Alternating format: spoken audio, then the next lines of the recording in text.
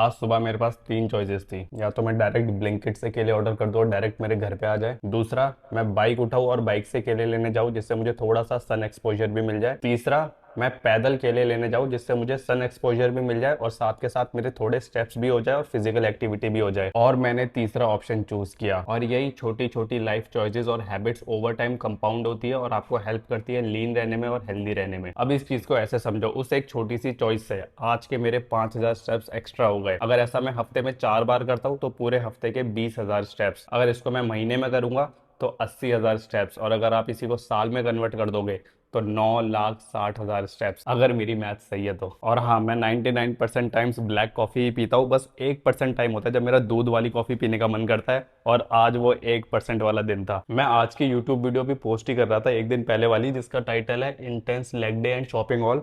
और मुझे रियलाइज हुआ कि मैं पिछले 7 दिन में 7 यूट्यूब वीडियोस पोस्ट कर चुका हूँ, जबकि इनिशियली मेरा प्लान था हफ्ते में सिर्फ 2 वीडियोस पोस्ट करने का। मुझे ध्यान ही नहीं रहता, मैं डेली फोन उठाता हूँ और रिकॉर्ड करना शुरू कर देता हूँ। और लेटली मुझे यूट्यूब में काफी अच्छा रिस्पॉन्स भी मिल रहा है। आप सारे लोग काफी अच्छे अच्छे कॉमेंट भी कर रहे हो, तो मुझे लॉन्ग फॉर्म कॉन्टेंट बनाने में ज्यादा मजा आ रहा है रील से या यूट्यूब शॉर्ट से। तो अब टाइम आ गया लॉन्ग फॉर्म कॉन्टेंट स्ट्रॉन्ग करने का। Let's go.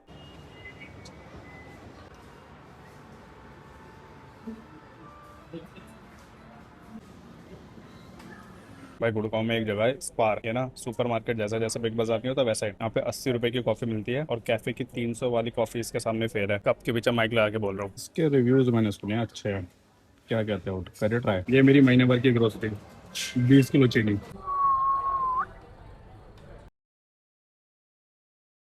बहुत ही unplanned cheat meal, chole bhature. और मैं पता नहीं कितने महीनों बाद छोले भटूरे खा रहा हूँ भाई। दिल्ली में रह के छोले भटूरे नहीं खाता मैं। एक प्याज, थोड़ा सा कार भी लगा ही देते हैं। Cheers boys. ओके ओके, ज़्यादा कुछ खास नहीं है भाई। ये देखो विधान चौधरी का कप मिल गया मुझे, बारबी वाला। घंटा कुछ नहीं खरीद रहा, सिर्फ स्टेप्स करने आया हूँ। जिम बैग की शॉपिंग करने आया हूँ। बताओ कौन सा सही है। What is up guys, welcome back to the new video. वैसे न्यू वीडियो तो नहीं है, कल का ही व्लॉग कंटिन्यू करूंगा मैं। आज है मंडे, चेस्ट डे, और आज मेरा फास्टेड डे है। और सुबह से मैंने कुछ भी नहीं खाया है, तो मेरे पास सुबह कुछ था नहीं दिखाने के लिए, तो मैंने सोचा डायरेक्ट जिम से ही व्लॉग कंटिन्यू करते हैं। वैसे आज मैं सोच रहा हूँ कंप्लीट पुश डे करने का, चेस्ट शोल्डर ट्राइसेप्स, क्योंकि अभी मेरी 4 दिन की छुट्टी होने वाली है जिम की। मंडे को आऊँगा, ट्यूसडे को आऊँगा, ट्यूसडे को मैं पुल कर लूँगा, सैटरडे को मैंने लेग्स कर लिए थे, फिर मैं वेंसडे, थर्सडे, फ्राइडे, सैटरडे कुछ भी नहीं कर पाऊंगा, और संडे भी कुछ भी नहीं कर पाऊंगा। तो मैं सोच रहा हूँ लेग्स कर लिया, पुश और पुल कर लेता हूँ, जिससे एटलीस्ट सारे मसल ग्रुप एक बार टारगेट हो जाए। मेरा मन तो नहीं करता है पुश पुल लेग्स करने का, बट देखते हैं, अगर मन हुआ तो कर लेंगे, नहीं तो चेस्ट और एब्स तो करने ही है। Let's go. ये देखो, मेरे को देख के कोई बोलेगा मैं जिम भी जाता हूँ, कपड़ों में दिखती नहीं है बॉडी। यही डाउन साइड है नेचुरल बॉडी बिल्डिंग का। फर्स्ट एक्सरसाइज दी गोट इंक्लाइन डंबल प्रेस। और ये बेंच के एंगल देखो, सिर्फ एक पॉइंट ऊपर लो इंक्लाइन करना है। और आज मैं सोच रहा हूँ वार्म अप सेट्स दिखाता हूँ, जिससे पता चले आपको कि वार्म अप सेट्स कैसे करने हैं और वर्किंग सेट्स के लिए कैसे प्रिपेयर होना है। तो मैं 3 वार्म अप सेट्स करता हूँ पहली एक्सरसाइज के। जैसे मेरा टॉप सेट 35 किलो से होने वाला है, तो मैं एक 20 से करूँगा, फिर 25 से, फिर 30 से। First warm up set, let's go.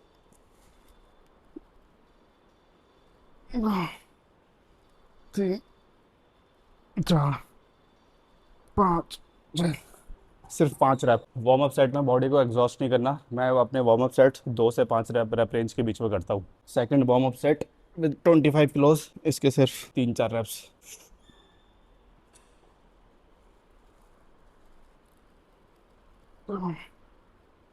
3, 4, that's it. Last warm up set with 30 kilos, इसके सिर्फ 2 रैप्स करने हैं। लेट्स गो।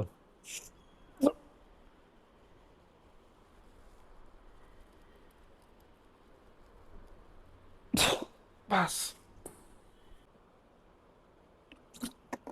और मैं वार्म अप सेट में रेस्ट भी उतना ही लेता हूँ जितना मुझे डंबल रैक और अनरैक करने में टाइम लगता है। ज़्यादा टाइम वेस्ट नहीं करना, बॉडी को सिर्फ रेडी करना है। और वर्किंग सेट से पहले एक और इम्पोर्टेंट चीज़, पंप कवर उतारना।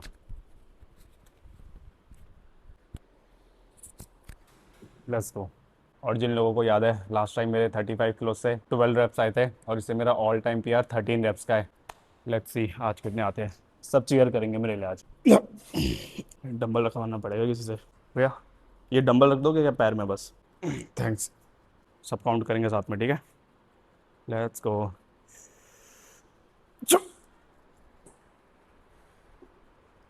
1 2 3 4 5 6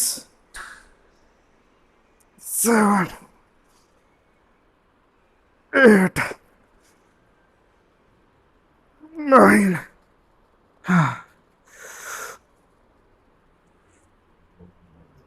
10 11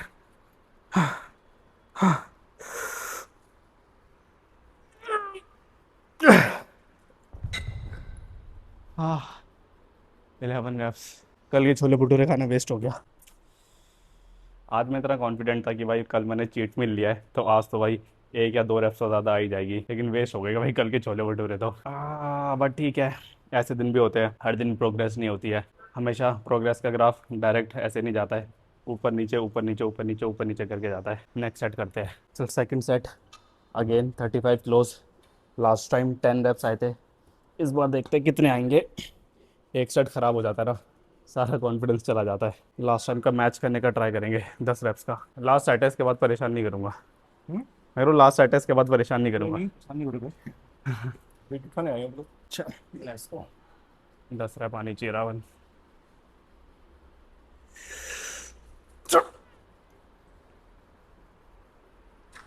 एक दो तीन चार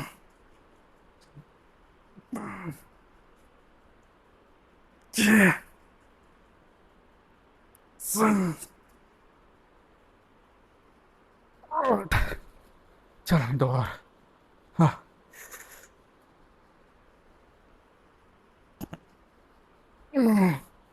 वन मोर।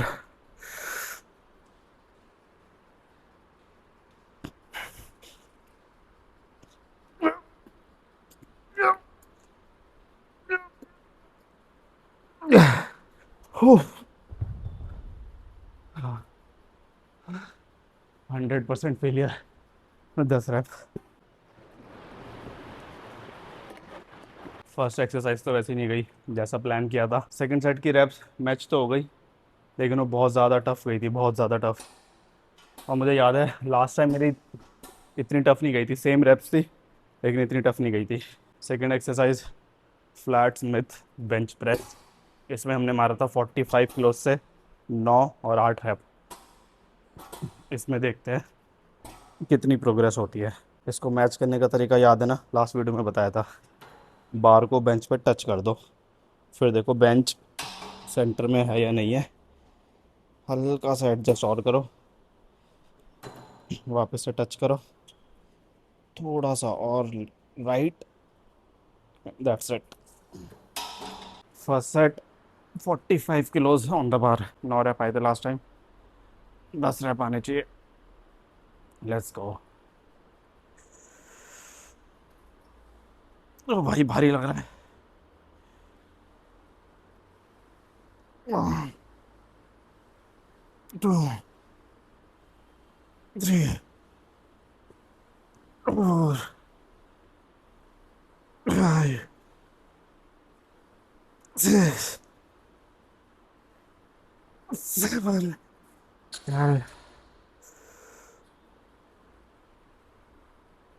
8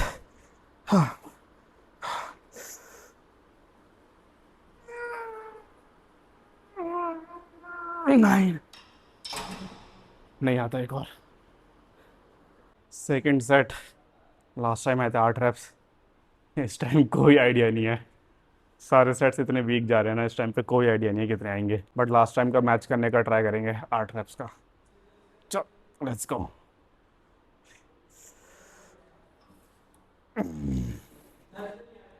पता नहीं एंगल कैसा है, लेट्स गो।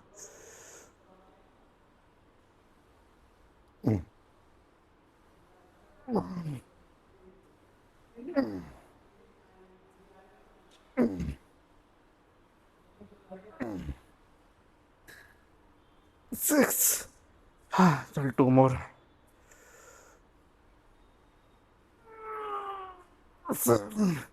हाँ मुश्किल है, ट्राई करते हैं।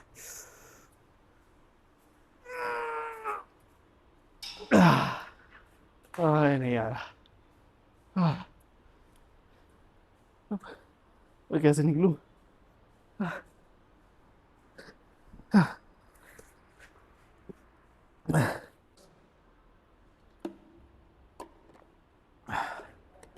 भाई मुझे लग रहा है तुम सब मेरे लिए ढंग से चीयर नहीं कर रहे, इसलिए कम कम रैप्स आ रहे हैं। तुम सबकी गलती है ये। लास्ट टाइम आए थे 35 किलो से 12 रैप। इस बार देखते हैं कितने आते हैं। लेट्स गो।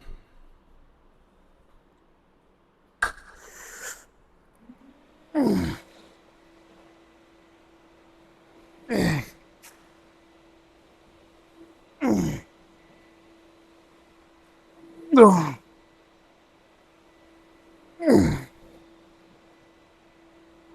छः। आठ। आठ। हाँ।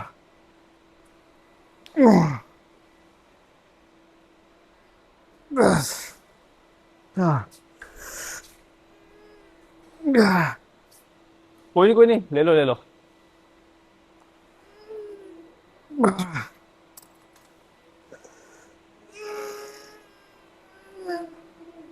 तेरह। परेशान मत हुआ करो, कोई दिक्कत नहीं है। अरे कोई बात नहीं, एक प्लेट कम करी है क्योंकि केबल फ्लाई में ना मुझे हायर रेपिटेशन में ज़्यादा मज़ा आता है। तो 13 रैप्स आई थी, मैं ट्राई करता हूँ 15 या 15 से ऊपर मारने का। इसमें मेरा +1 हो गया किसी एक्सरसाइज में नहीं हुआ था। चल, लास्ट सेट, बेस्ट सेट।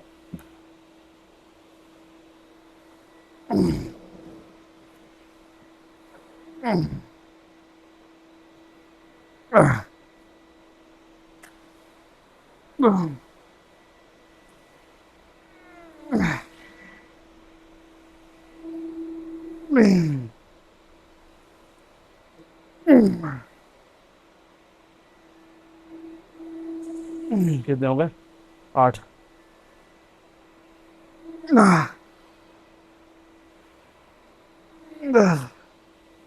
हाँ।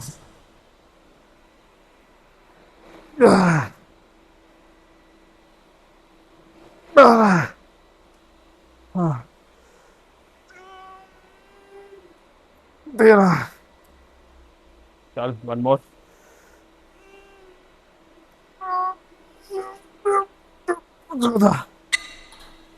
हाँ, चलते हैं। आज का वर्कआउट खत्म। पंप चेक करो। ओ भाई, ये तो थंबनेल बनता है। अब देखो छोले भटूरे वाला पेट कैसे लगता है।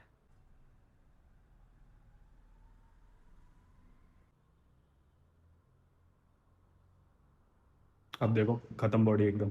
All right boys, welcome to Jugaadu moto vlogging. एक इतनी बड़ी पनौती हो गई ना, अभी पहले यहाँ से निकलते हैं, रोड पे आते हैं, फिर बताता हूँ। पहले सब ये बता दो मेरी ऑडियो क्वालिटी कैसी है। ओके, तो हुआ ये, अभी मैं बाल कटवाने जा रहा हूँ। ठीक है, तो मैं रेडी वेडी होके जिम से नहा धो के बाइक से निकल गया घर से, और मैं कुछ 2 किलोमीटर आगे आ गया था। ठीक है, अब 2 किलोमीटर आगे आने के बाद मुझे एकदम से ऐसा लगने लगा, ऐसे फील होने लगा कि पता नहीं मैं घर लॉक कर कर आया हूँ या नहीं कर कर आया हूँ। तो वो एक जो बीमारी नहीं होती इसकी, कि भाई ऐसा फील होता है कि पता नहीं घर लॉक करा है नहीं करा है, पता नहीं गैस बंद हुई है नहीं हुई है, या फिर बाइक लॉक करी है या नहीं करी है। तो वो एक जो बीमारी है ना, उसका मेरे को अभी नाम याद नहीं आ रहा, अगर किसी को पता है वो तो नीचे कमेंट कर दो। तो वो बीमारी है मेरे को। तो भाई मुझे फील होने लग गया, पता नहीं लॉक करा है या नहीं करा है, लॉक करा है या नहीं करा है। और मेरे को पता था कि अगर मैं वापस जाऊंगा तो हाई चांसेस है मुझे लॉक करा हुआ ही मिलेगा। ठीक है, क्योंकि 99% टाइम से ही होता है। अब मेरे को वो तसल्ली भी चाहिए थी, नहीं तो फिर मैं हमेशा मन, नहीं तो मैं पूरे टाइम डरा हुआ रहता जब तक मैं बाहर रहता। फिर भाई कुछ भी नहीं हुआ, मैं वापस गया 2 किलोमीटर, चेक करा और लॉक लगा हुआ था जैसे मुझे पता था। लेकिन फिर तसल्ली हुई, फिर वापस से 2 किलोमीटर आगे आया, और अब ये मैं ब्लॉग स्टार्ट कर रहा हूँ। तो 4 किलोमीटर मेरे वेस्ट हो गए। एनीवेज, जा रहे अभी कटवाने बाल। मौसम हो रहा है बहुत बढ़िया, ऐसा लग रहा है कि बारिश हो सकती है, इसलिए मैं क्रॉक्स पहन के आ गया। वैसे मैं बाइक में हमेशा जूते ही पहन के आता हूँ, लेकिन मुझे जूते भिगवाने का कोई शौक नहीं है। एनीवेज, जा रहे अभी कटवाने बाल। मौसम हो रहा है बहुत बढ़िया। ऐसा लग रहा है कि बारिश हो सकती है, इसलिए मैं क्रॉक्स पहन के आ गया। वैसे मैं बाइक में हमेशा जूते ही पहन के आता हूँ, लेकिन मुझे जूते भिगवाने का कोई शौक नहीं है। तो मुंडे हैं, मैं मर्जी करते हैं। और हाँ, घर जाके क्वेश्चन ऑफ द डे भी करेंगे। फिर यहाँ से भाई वीडियो क्विट मत करना, देखते रहना। जब तक नेक्स्ट वीडियो के लिए कोई क्वेश्चन ऑफ द डे है तो वो कमेंट करो तुम मेरे को। और भाई अभी मैं इतनी मस्त रोड में आ रखा हूँ ना भाई, ये गुड़गांव की बेस्ट रोड है भाई, यहाँ पे बाइक चलाने में मजा आता है। गोल्फ कोर्स रोड वाली जो है ना, अब जो मेरी गुड़गांव वाले उनको पता होगा भाई। हाँ, ये मौसम और ये रोड भाई, मजा। और जिससे पहले कोई लिखे बैग लिंक, मैं पहले ही बता दूं, ये मैंने डिकैथलॉन से लिया है। आधे से ज्यादा लोग यही लिखते रहते हैं, बैग लिंक, पैंट लिंक। चलो पहुंच गए। ओ, लैम्बोर्गिनी जा रही है।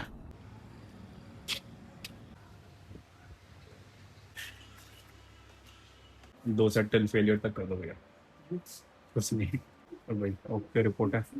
भाई आज जिसने मेरे बाल काटे ना भाई, इतना सही बंदा था ना, एकदम जेन्युइन भाई, चुपचाप मेरे बाल काटे, मेरे से कुछ बकवास नहीं करी कि भैया हेयर स्पा करवा लो, सर डी टैन करवा लो, स्क्रब करवा लो, और भी भाई पता नहीं ये करवा लो वो करवा लो। नहीं तो हर कोई बंदा भाई पीछे ही पड़ा रहता है, ये करवा लो वो करवा लो। अबे भाई मेरे बाल काटा, मुझे जाने देना। आज का बंदा भाई जेन्युइन था भाई, कुछ नहीं करी भाई, चुपचाप उसने बाल काटे। और जो उसने बाल काटे भाई, मैं उससे सेटिस्फाइड भी हूँ। ना ज्यादा छोटे ना ज्यादा बड़े, एकदम बढ़िया बाल काटे भाई। शाउट आउट टू हिम भाई। उसका भाई मैं नाम पूछना भूल गया, उसका मुझे नाम पूछ लेना चाहिए था, क्योंकि फिर नेक्स्ट टाइम मैं उसी बंदे से कटवाऊंगा अगली बार से। ओ भाई वापस से भाई प्यारी रोड और प्यारा मौसम, मजा आ रहा है बाइक चलाने में।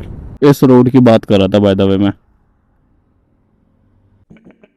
Question of the day, and आज का क्वेश्चन है फ्रॉम हेमल08, what all the supplements you take. अब मैंने सप्लीमेंट्स को दो कैटेगरी में डिवाइड करा हुआ है। Category A body building, category B general health and fitness. Category A में वो सप्लीमेंट्स आते हैं जो मेरे बॉडी बिल्डिंग गोल्स में हेल्प करते हैं। कैटेगरी बी में वो सप्लीमेंट्स आते हैं जो मेरी जनरल हेल्थ और फिटनेस के लिए एसेंशियल है। कैटेगरी ए में आता है प्रोटीन पाउडर, क्रिएटिन और कैफीन। प्रोटीन पाउडर में मैं ईस्ट प्रोटीन यूज करता हूँ, क्योंकि वे प्रोटीन के तो प्राइसेस आप सबको पता ही है, आसमान छू रहे हैं। और अगर आप डाइट फूड से प्रोटीन कंप्लीट कर सकते हो तो प्रोटीन पाउडर लेने की कोई जरूरत नहीं होती। दूसरा सप्लीमेंट आता है क्रिएटिन। चाहे आप वेजिटेरियन हो या नॉन वेजिटेरियन हो, आप होल फूड से अपनी डेली क्रिएटिन रिक्वायरमेंट फुलफिल नहीं कर सकते, इसलिए सप्लीमेंट करना जरूरी हो जाता है। तीसरा सप्लीमेंट कैफीन या कॉफी। ये मैं सिर्फ अपनी जिम परफॉर्मेंस इंप्रूव करने के लिए पीता हूँ, और मैं ध्यान रखता हूँ कि मेरी लास्ट कॉफी और मेरे बेड टाइम में एटलीस्ट 8 घंटे का गैप हो। देन कैटेगरी बी में वो सप्लीमेंट्स आते हैं जो मैं सबको सजेस्ट करता हूँ लेने के लिए, खासकर अगर आप वेजिटेरियन हो मेरी तरह। तो सबसे पहले विटामिन D3 प्लस K2, फिर विटामिन B12 और फिर ओमेगा 3। ये तीन वो सप्लीमेंट्स है जो आप किसी भी हाल में डाइट से कंप्लीट नहीं कर सकते, स्पेशली अगर मेरी तरह वेजिटेरियन हो तो, इसलिए इनको सप्लीमेंट करना जरूरी हो जाता है।